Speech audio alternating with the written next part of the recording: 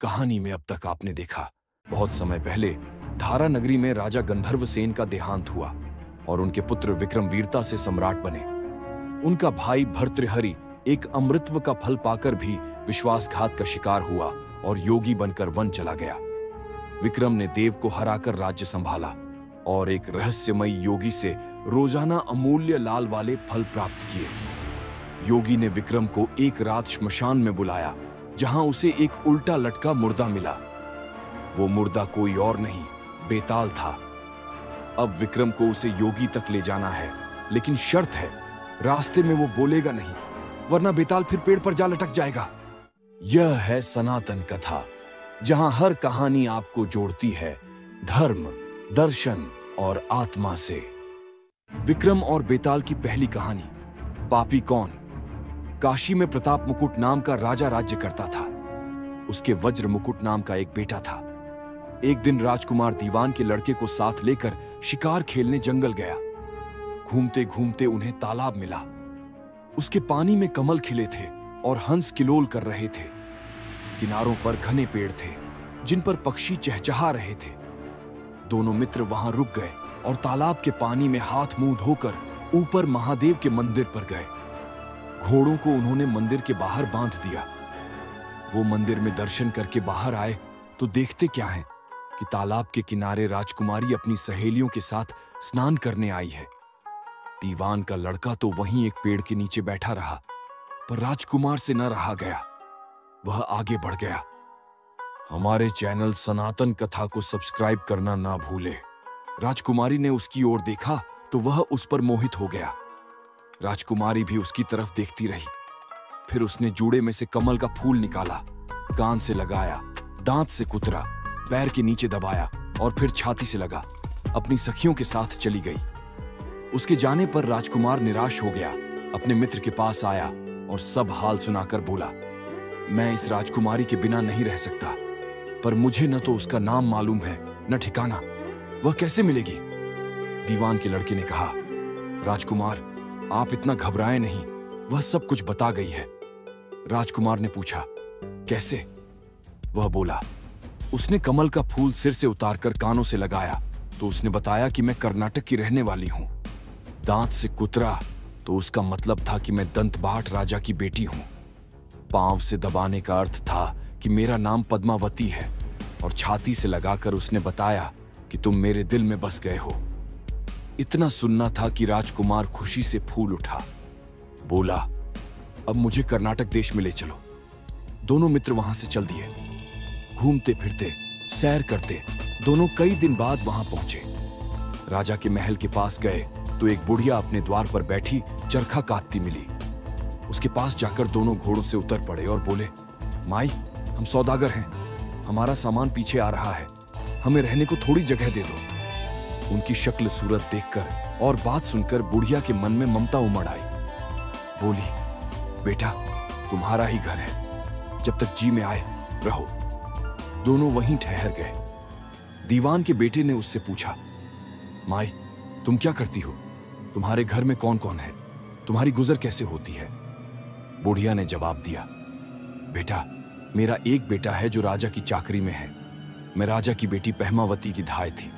बूढ़ी हो जाने से अब घर में रहती हूं। राजा खाने पीने को दे देता है। दिन में एक बार राजकुमारी को देखने महल में जाती हूं। राजकुमार ने बुढ़िया को कुछ धन दिया और कहा, माई कल तुम वहां जाओ तो राजकुमारी से कह देना कि जेठ सुदी पंचमी को तुम्हें तालाब पर जो राजकुमार मिला था वह आ गया है। अगले दिन जब बुढ़िया राजमहल गई तो उसने राजकुमार का संदेशा उसे दे दिया। सुनते ही राजकुमारी ने गुस्सा होकर दोनों हाथों में सफेद चंदन लगाकर उसके गाल पर तमाचा मारा और कहा, मेरे घर से निकल जा। बुढ़िया ने घर आकर सब हाल राजकुमार को कह सुनाया। राजकुमार हक्का बक्का रह गया। तब उसके मित्र ने कहा, राजकुमार आप घबराएं नहीं, उसकी बातों को समझें। उसने 10 उंगलियां उस सफेद चंदन में मारी। इससे उसका मतलब यह है कि अभी 10 रोज चांदनी के हैं। उनके बीतने पर मैं अंधेरी रात में मिलूंगी। 10 दिन के बाद बुढ़िया ने फिर राजकुमारी को खबर दी तो इस बार उसने केसर के रंग में 3 उंगलियां डुबोकर उसके मुंह पर मारी और कहा, भाग यहां से। बुढ़िया ने आकर सारी बात सुना दी। राजकुमार शोक से व्याकुल हो गया। दीवान के लड़के ने समझाया, इसमें हैरान होने की क्या बात है? उसने कहा है कि मुझे मासिक धर्म हो रहा है, 3 दिन और ठहरो। 3 दिन बीतने पर बुढ़िया फिर वहां पहुंची। इस बार राजकुमारी ने उसे फटकार कर पश्चिम की खिड़की से बाहर निकाल दिया। उसने आकर राजकुमार को बता दिया। सुनकर दीवान का लड़का बोला, मित्र, उसने आज रात को तुम्हें उस खिड़की की राह बुलाया है। हमारे चैनल सनातन कथा को सब्सक्राइब करना ना भूले। मारे खुशी के राजकुमार उछल पड़ा। समय आने पर उसने बुढ़िया की पोशाक पहनी, इत्र लगाया, हथियार बांधे। दोपहर रात बीतने पर वह महल में जा पहुंचा और खिड़की में से होकर अंदर पहुंच गया। राजकुमारी वहां तैयार खड़ी थी। वह उसे भीतर ले गया। अंदर के हाल देखकर राजकुमार की आंखें खुल गईं। एक से एक बढ़कर चीजें थीं। रात भर राजकुमार राजकुमारी के साथ रहा। जैसे ही दिन निकलने को आया कि राजकुमारी ने राजकुमार को छिपा दिया और रात होने पर फिर बाहर निकाल लिया। इस तरह कई दिन बीत गए। अचानक एक दिन राजकुमार को अपने मित्र की याद आई। उसे चिंता हुई कि पता नहीं उसका क्या हुआ होगा। उदास देखकर राजकुमारी ने कारण पूछा तो उसने बता दिया। बोला, वह मेरा बड़ा प्यारा दोस्त है, बड़ा चतुर है। उसकी होशियारी ही से तो तुम मुझे मिल पाई हो। राजकुमारी ने कहा, मैं उसके लिए बढ़िया बढ़िया भोजन बनवाती हूं, तुम उसे खिलाकर तसल्ली देकर लौट आना। हमारे चैनल सनातन कथा को सब्सक्राइब करना ना भूले। खाना साथ में लेकर राजकुमार अपने मित्र के पास पहुंचा। वे महीने भर से नहीं मिले थे। राजकुमार ने मिलने पर सारा हाल सुनाकर कहा कि राजकुमारी को मैंने तुम्हारी चतुराई की सारी बातें बता दी हैं, तभी तो उसने यह भोजन बनाकर भेजा है। दीवान का लड़का सोच में पड़ गया। उसने कहा, यह तुमने अच्छा नहीं किया। राजकुमारी समझ गई कि जब तक मैं हूं वह तुम्हें अपने बस में नहीं रख सकती, इसलिए उसने इस खाने में जहर मिलाकर भेजा है। यह कहकर दीवान के लड़के ने थाली में से एक लड्डू उठाकर कुत्ते के आगे डाल दिया। खाते ही कुत्ता मर गया। राजकुमार को बड़ा बुरा लगा। उसने कहा, ऐसी स्त्री से भगवान बचाए, मैं अब उसके पास नहीं जाऊंगा। दीवान का बेटा बोला, नहीं, अब ऐसा उपाय करना चाहिए जिससे हम उसे घर ले चलें। आज रात को तुम वहां जाओ। जब राजकुमारी सो जाए तो उसकी बाईं जांघ पर त्रिशूल का निशान बनाकर उसके गहने लेकर चले आना। राजकुमार ने ऐसा ही किया।